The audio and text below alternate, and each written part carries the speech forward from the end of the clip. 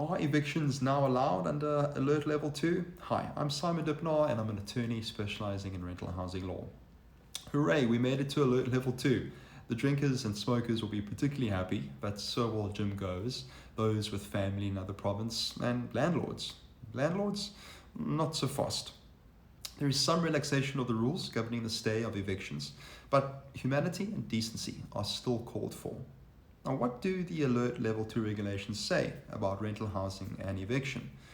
Under Alert Level 3, eviction orders could be applied for but not executed, with some exceptions. Whether or not they can be executed now depends on the wording of the order. Some eviction orders were granted with a stay of execution until the end of Alert Level 3. These may be executed. But if the wording said stayed until the regulations permit, it may be necessary to appear in court to enforce that order. Now, if you apply for an eviction now under Alert Level 2, it can't be executed until after the national state of disaster has ended. There may be an exception to this if the court decides it is not just and equitable to suspend the order. But we expect that to be rare based on past experience. This includes eviction of shack dwellers following a spate of land invasions and shack demolitions by the city of Cape Town.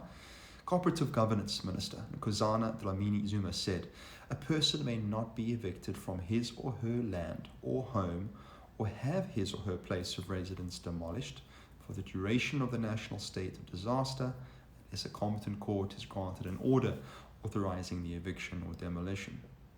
South Africans have suffered considerable economic hardship since March as a result of the national state of disaster and lockdown. Many people have been without income or on a reduced income through no fault of their own. Therefore, many tenants now owe rent arrears.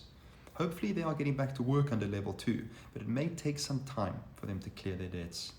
Provided the tenant has engaged the landlord in good faith to make arrangements, the courts are very unlikely to grant an eviction order purely on the basis of non-payment of rent. The regulations have also declared it unfair to impose a penalty for late payment where the default had been caused by the state of disaster. At most, landlords may charge interest on late payments. The regulations also forbid any other conduct prejudicing the ongoing occupancy of a place of residence, prejudicing the health of any person, or prejudicing the ability of any person to comply with the applicable restrictions on movement that is unreasonable or oppressive having regard to the prevailing circumstances, unquote. We've consistently recommended that landlords and tenants alike exercise commercial Ubuntu, that is, compassion and empathy. We've urged all parties to keep the lines of communication open and find alternative ways to resolve disputes. The government's advice also encourages fairness and equity in dealing with humanitarian challenges caused by the national state of disaster. If you have queries regarding any aspect of rental housing law or worried about your current situation, give me a call on 086 099 5146. I can consult with you over the phone or online if you prefer. These are stressful times. Don't let worries about tenant issues add to your anxiety. Let me help you.